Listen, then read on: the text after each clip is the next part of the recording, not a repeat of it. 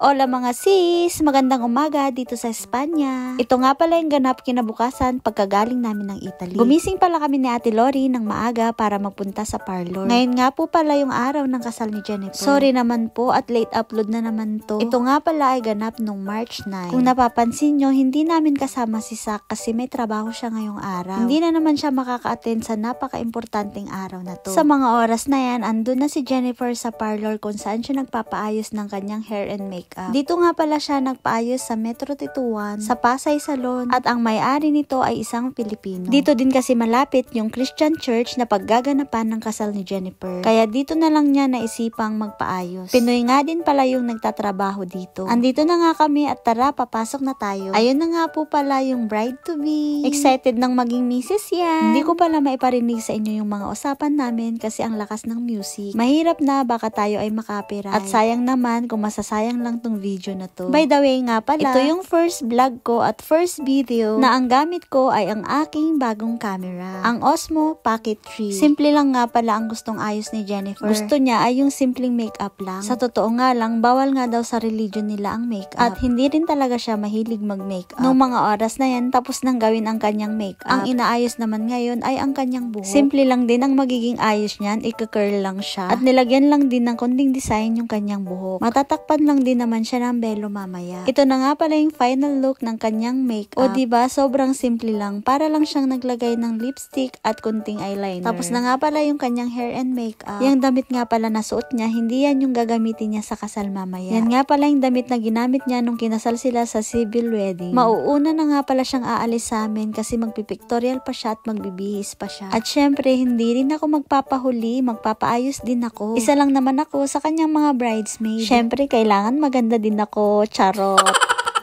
Once in a lifetime lang kasi ang kasal. Kaya dapat mas maganda ako sa bride.